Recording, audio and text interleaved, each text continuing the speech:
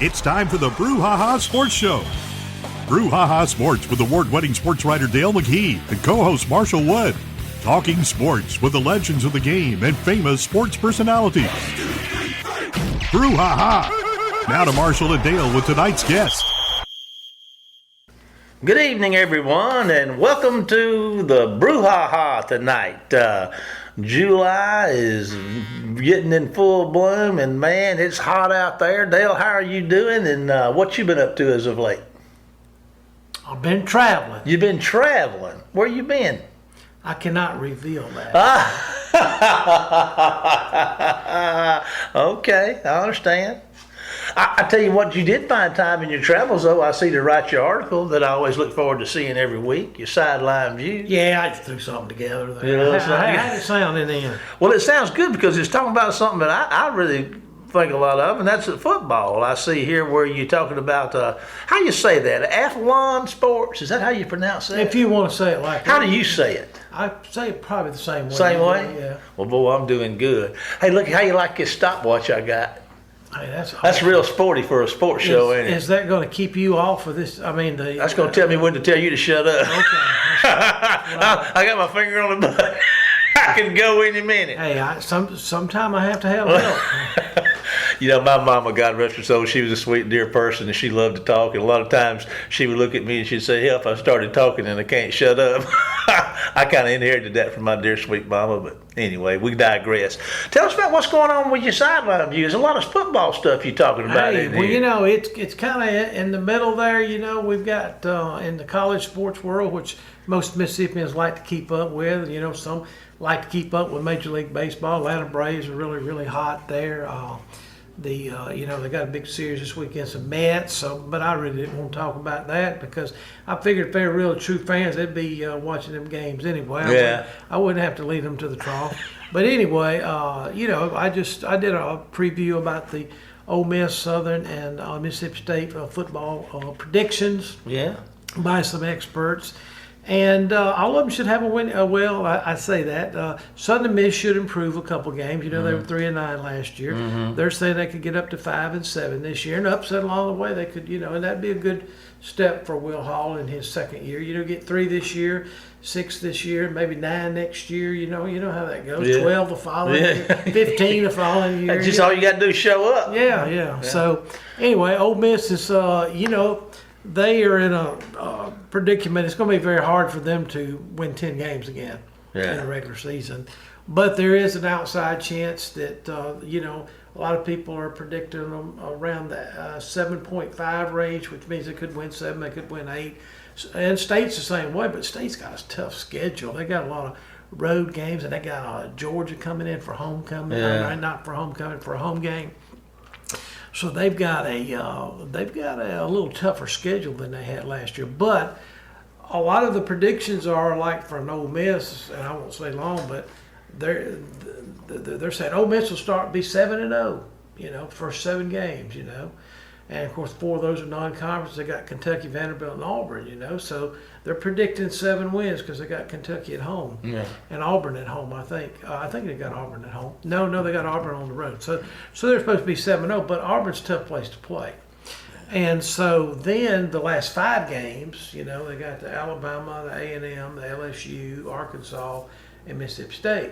Tough road to hoe, baby. And they're saying, hey, you know, if they get one of those, that's an 8-win season, you know. So, but you know, I look for them too. You can stump your toes the first 7 games, maybe be 6-1. That'd be a pretty good deal. If you're 6-1, then if you could, you know, get a couple wins over those last 5, which is possible, then they'll be all right. Well, you need, you know, this is easier said than done, but you know, you need to win the games that you should win. True. You know, if you can win those and pick up another one, then you can usually have a pretty good season. Interesting quarterback battle going on up there. We're going to see how Dart's going to pan out up there. Yeah. I'm sure he came down here to play, had a difficult spring, but I guess that's going to be one of the biggest questions that Ole Miss has got to answer, whether he's going to, you know, come around and be the guy or not. It's possible. He's a talented young man. Well, I think that, you know, I think it'll be a good battle, but now the Altmaier quarterback is he ain't no slouch. No, he's a good player. He's a very smart kid too. So he probably he's been in offense a year, and it's going to give him a little advantage. But they've done a good job bringing some transfers in. So we'll see. And I think State, if they can replace a couple offensive tackles, they're going to have a good offense again. That quarterback they got up there, he's obviously they're real high on Rogers. And I understand why, don't you? Rogers, but before he leaves the SEC or Mississippi State, he'll probably hold every passing record in the SEC. Wow. Really, honestly. Yeah. Attempts, completions, yards, everything. And what's interesting, that they had, I think it was Lindy's. It might have been Athlon, one of them. The cover of their magazine, they had Jonathan Mingo from Ole Miss, a receiver, and they had Will Rogers. And both of them played the same high school. I'll be doggone, ain't that Brandon something? High School. Brandon. Mm-hmm. Brandon. It was pretty tough. Gardner Minshew played at Brandon. He did. Sure did. He did. A lot of good players played at Brandon. Jarius Norwood. Remember him? I remember that first run. He went against Wayne County. Well, we're going to stop him tonight, right? Well, he just ran 60 on the first play. We talk about the quarterbacks at Mississippi State and at Ole Miss. And, Southern Mississippi's got a highly touted quarterback that you mentioned in your article needs to stay healthy this year in Tyler Keys, a Taylorsville product. Taylorsville's had an NFL quarterback out of their school over there in Will Campbell several years ago, went to Auburn and went on and played for the Redskins, had a great professional career. And then I'm sure that Southern would like to see, I'd like to see Mr. Keys step up and follow in Will's footsteps, don't you suppose? Yeah, well, that's what they're banking on. Yeah. I mean, they played 9 quarterbacks last year, so they just want one healthy one this year. Just give us one that we can play. But I think they did real well on the transfer portal. They did. I think they did too. They got a lot of SEC caliber kids in their Division I kids. So. I think they're short on their prediction here, but I'm gonna get away from that. I tell you what, Dale, we're moving right along, and we got a really good guest. Tell us about our guest tonight. You got well, we're gonna have for the USM baseball coach, Mr. Scott Berry. Yeah, what a storied career he's had. Oh yeah, and having. Yes, sir. He's still in it. He's done a great job down there. So we're going to talk a little college baseball with him. Okay. Well, we're going to take a break to hear from some sponsors, and then we're going to be back with tonight's guest right after this break. Phillips Building Supply in Laurel, your hometown building supply store since 1954. We are locally owned and pride ourselves on helping our customers find exactly what they need. From foundations to roofs to doors and windows, Phillips has it. For tools, hardware, lumber, and plywood, visit Phillips Building Supply.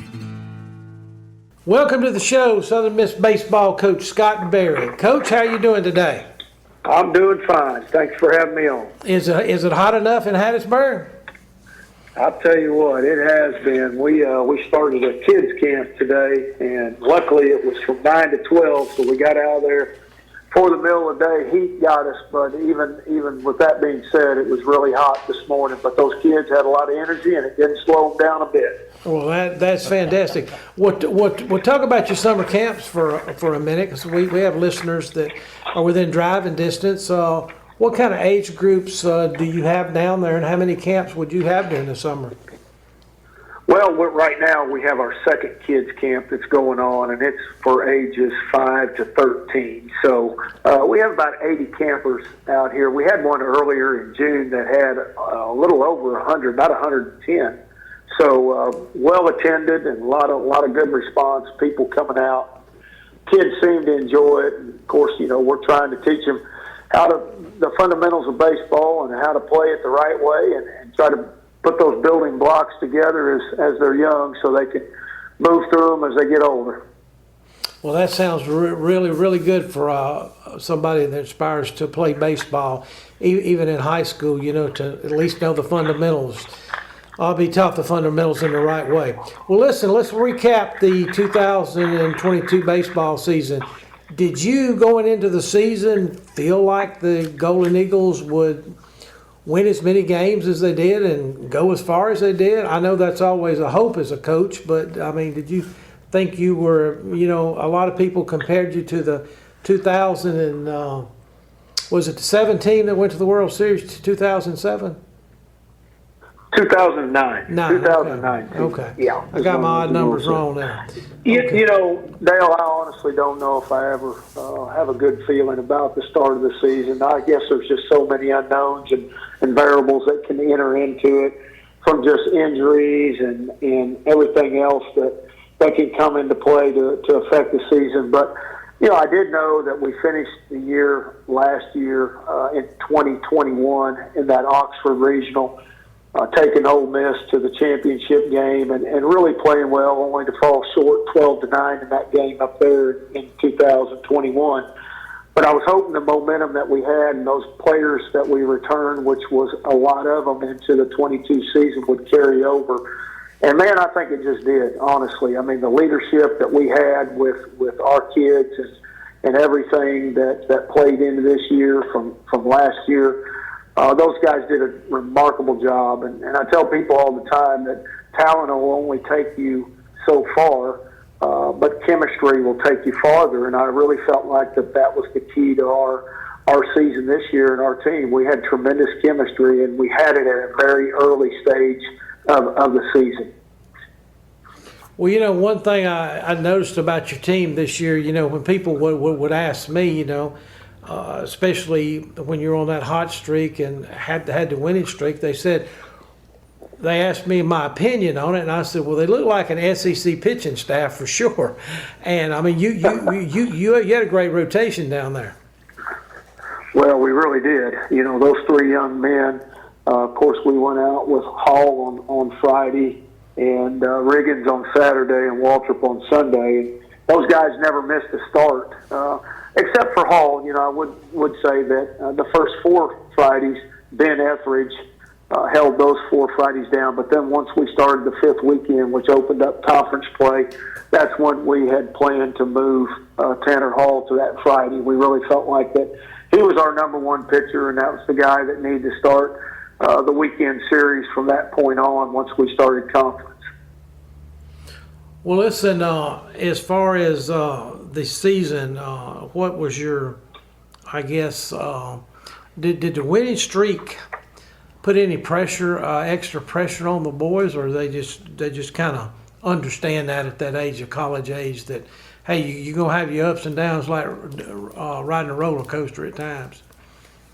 Well, you know, I think if you look at it, you know, you practice every day to win every game that you play, and whether that means it's a winning streak or if you win 3 out of 4 or 1 out of 4, you know, whatever the scenario is, the next game you're trying to win it because that's what you've practiced and tried to prepare for. And the mere fact that we went 15 straight consecutive games without losing, and we only lost 3 days out of the month of April, you know, and 2 of those were on the last 2 days of the month, you know, after we had injuries to Ewing and Slade Wilkes, who was our DH. So our 3 and 5 hole hitter were out, and that's when the 15-game winning streak ended. But I don't feel like that our guys ever had any pressure, in all honesty. If they did, they never did really show it. I think, you know, the one thing that we preach here is one game at a time, and the next, the most important game on the schedule, if it's not the one that we're playing that day, is the next one on the schedule. And I think our guys really understand that and buy into that and stay to that philosophy. Well, I'll tell you what, your fans showed up and showed out. I mean, I remember the Louisiana Tech series. It was a great series. I think y'all set some attendance record that weekend. And then, I mean, how lucky can a coach get when you get the Conference USA, you get the regionals, and you get the super regionals? That must have been how many folks have done that? I mean, that probably not very many, huh? Well, you're probably right. Of course, the conference tournament was that was a 3-year deal where last year La Tech got to host it. This year we got to host it, and then next year Rice will host it. Of course, this was all set in stone before we knew that we were going to be leaving the Conference USA to go to the Sun Belt, which we're in right now.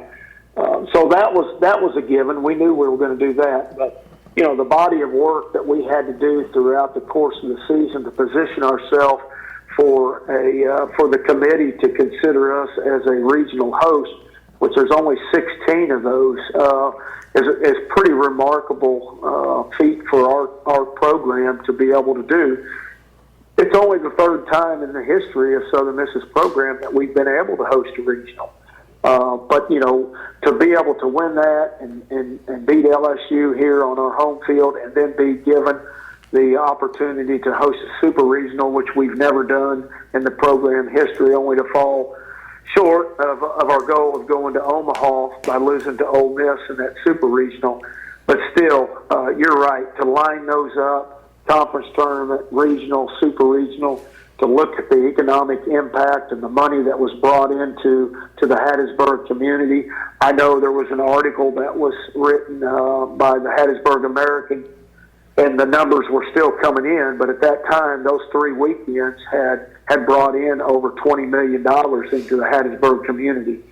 No other 3-week period in the history had that type of money been brought into our economy. So we're really proud of that.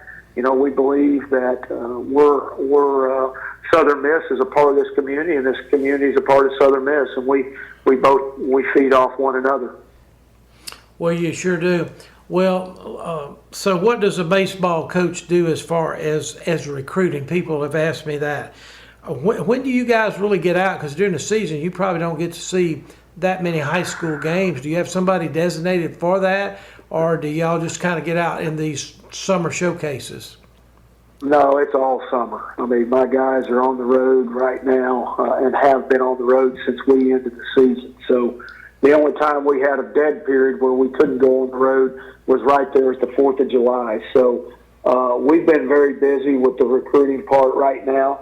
Certainly, we're still trying to fill some holes for next year, and we're close. I mean, honestly, but then we have to tackle the draft next week. That's one thing that we haven't had to deal with yet this year, and who we're going to lose in the draft and how that might affect us. So that may open up the recruiting even more after that. But those are situations out of our control until they get here, and you just kind of have to sit and wait and wonder what if this happens and what if that doesn't happen. Well, listen, you're talking about the draft as far as that. How long do the young men have to decide to sign or not? Is there a limit? Because if you lose somebody, you probably want to replace them. How long do they have for that? Dale, honestly, I don't know what that rule has changed this year.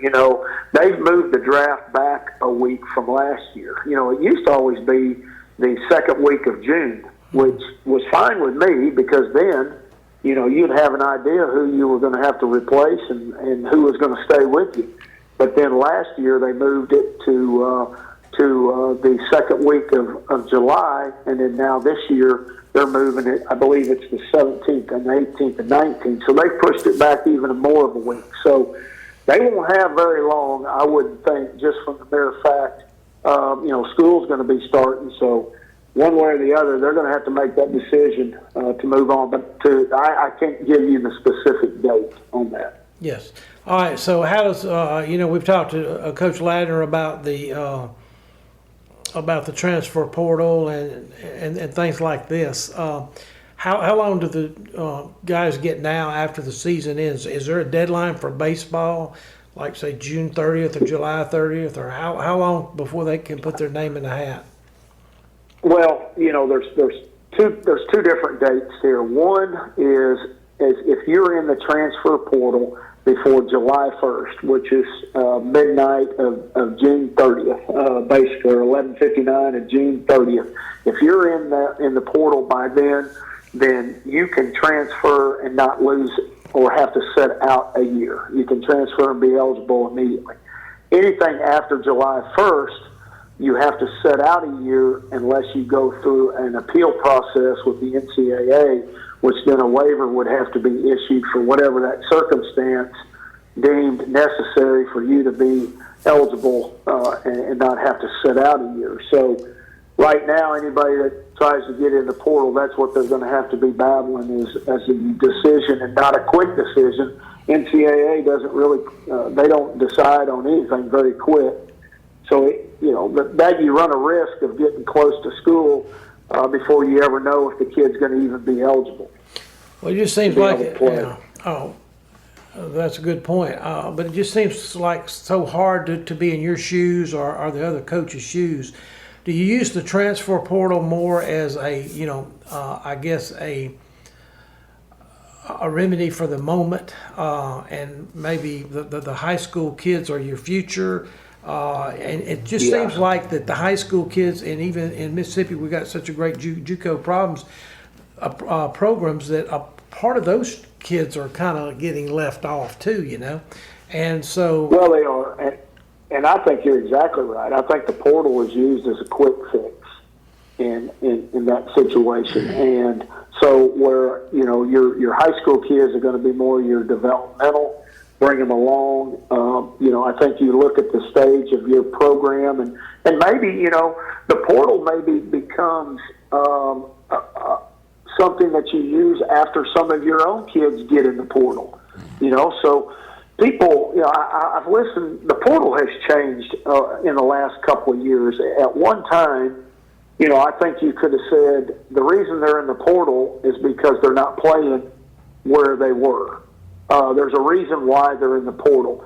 But that day has changed. Now kids are getting in the portal to give themselves opportunities to go to other places. Maybe it's better places than where they're at. There's all kinds of various reasons. Now, there's still the kids that are in the portal that weren't good enough to play at the program they were. So they need a new start and a new place to play. But then also what we're seeing now is we're seeing really good players get in the portal and make themselves available to other programs. But I will tell you this, most of the time, the really good ones that are getting in the portal, there's probably a deal that has already been made for them to get in the portal knowing where they're going. So, unfortunately. So the integrity and the ethics of college athletics has been jeopardized by that very thing. And so the portal's starting to get a little out of control, in all honesty. Well, Coach Ladner told us in one of our interviews with him back in the spring, he said that on the high school players, he said he's having to re-recruit them almost daily. Like he gets them in the program and then he's having to keep them, and things like that. So is that kind of the way it is in baseball too? Well, we're not there yet, but, I think that baseball's always been on the heels of what basketball and football does or experiences, and there may be a time lapse between us and them, which there usually is, but it seems like the publicity that football and basketball has been getting because of the portal and everything else in the business of college athletics, that time lapse is shortened a lot for baseball. It's like all of a sudden we've caught up with them and what they're doing and what they're having to go through.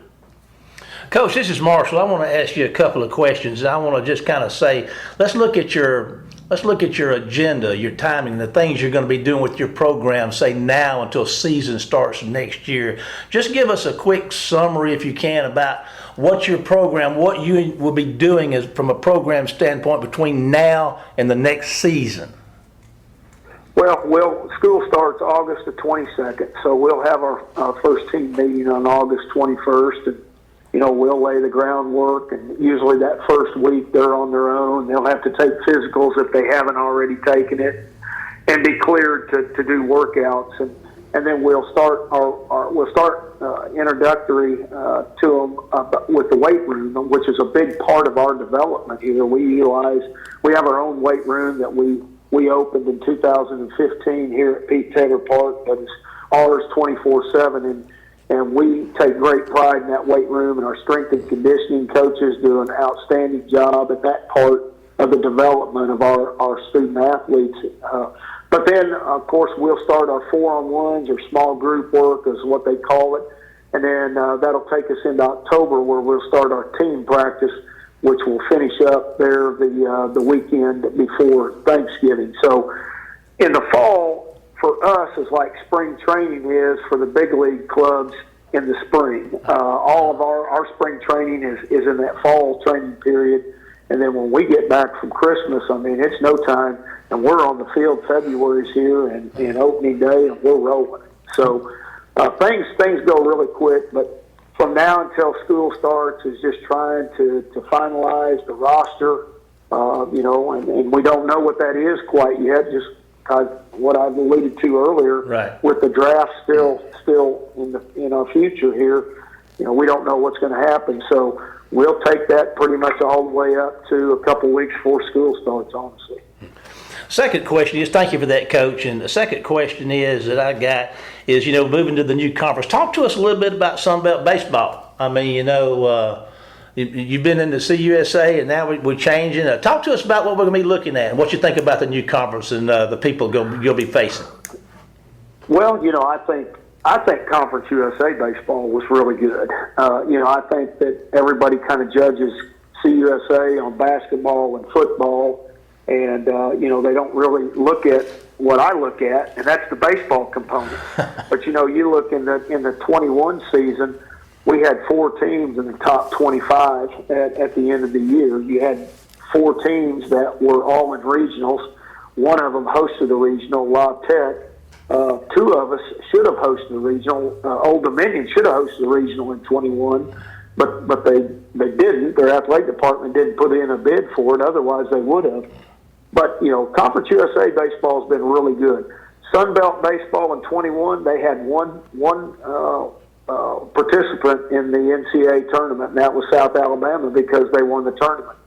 But then you look at this year, Sunbelt had 4 teams, and Conference USA had 2. So it's a situation where I think it's pretty much a trade-off as far as competition goes from Conference USA to Sunbelt for baseball. But I think where it benefits us, obviously, is in the budget and the rivalries that we can create now that are within geographic locations. Yes. We'll have Troy now in our conference. We'll have South Alabama in our conference. We'll have Lafayette. We'll have Monroe. Those are all 4 that are easy drive distances that both fan bases can go to, whether it's at Southern Miss or whether it's on the road. Our people can travel there. So I'm excited about that. But as a whole, I think from an athletic department standpoint, I think it's a great move. I think it benefits our football and our basketball program. And like I said, I think it's just it's a wash as far as the baseball side goes. I think we're leaving a good baseball league and going to another good baseball league. Well, listen, one thing about the Sun Belt, you schedule a lot of midweek games against the Sun Belt team. How's that going to change your schedule for next year? Well, I had something bad, Coach. Oh no! That was my first concern when they started talking about this. That was the first thing I said. Where am I going to get these midweek games? Because we play South Alabama every year. The last 2 years, we've been playing each other 3 times in the midweek. Well, you only get 56 regular season games, so there's right there. We're down to 53 games. At any given year, we've played Troy in the middle of the week, Monroe in the middle of the week, Lafayette in the middle of the week. So you're right. It's a concern because you just all of a sudden don't invent schools to play. So, what we've done this coming year is the first 4 weekends, which are non-conference weekends, normally we play one of those weekends on the road. I like to play one of the 4 on the road to just get us ready for conference play and the routine of being able to play on the road and stay in a hotel. But what we did this coming year for 23, is all 4 of the first weekends are at home here at Pete Taylor Park. So that gives us 3 more home games than what we would normally not have for those first 4 weeks.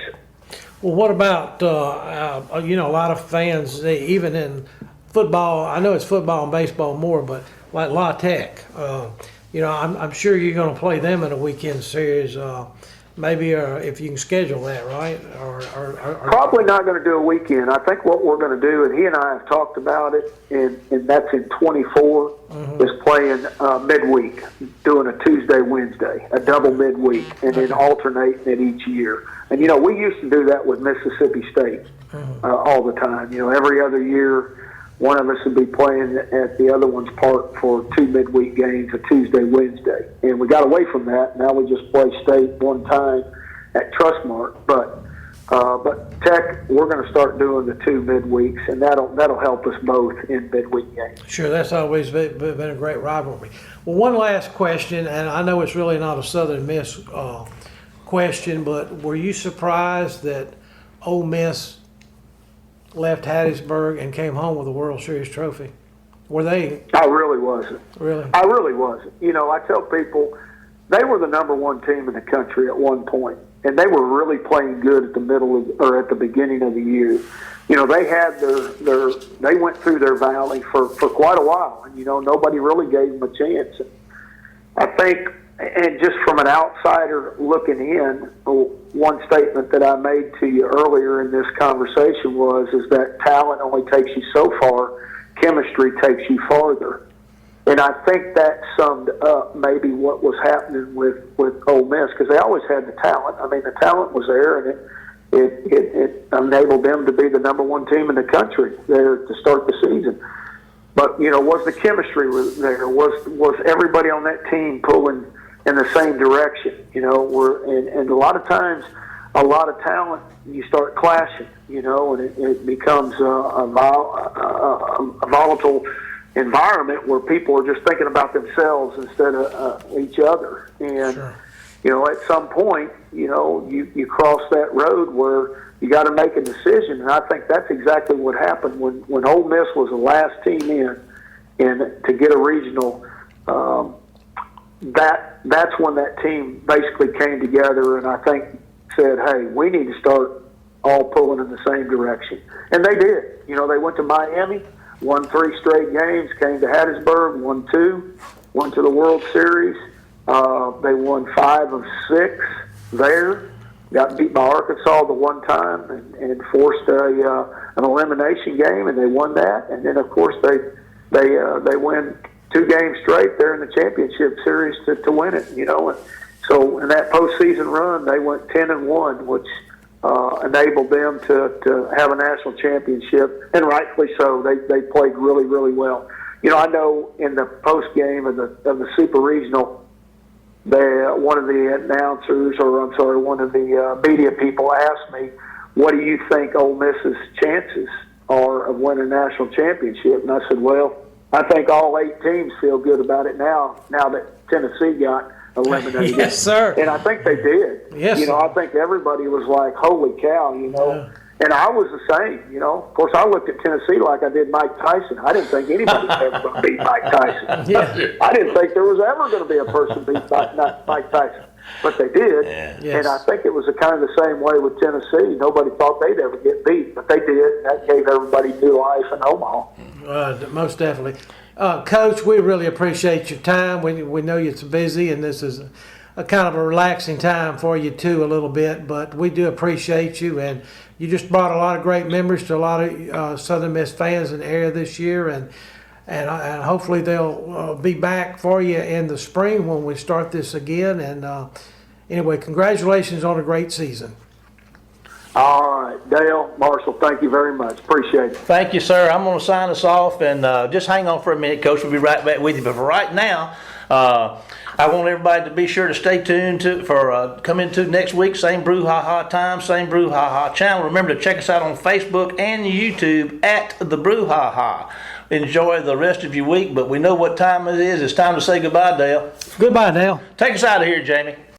Phillips Building Supply in Laurel, your hometown building supply store since 1954. We are locally owned and pride ourselves on helping our customers find exactly what they need. From foundations to roofs to doors and windows, Phillips has it. For tools, hardware, lumber, and plywood, visit Phillips Building Supply. You've been listening to the Brouhaha with Dale McKee and Marshall Wood. Heard Tuesday evening, 6 p.m. on WABO. For more of the Brouhaha, follow us during the week on Facebook and WABO.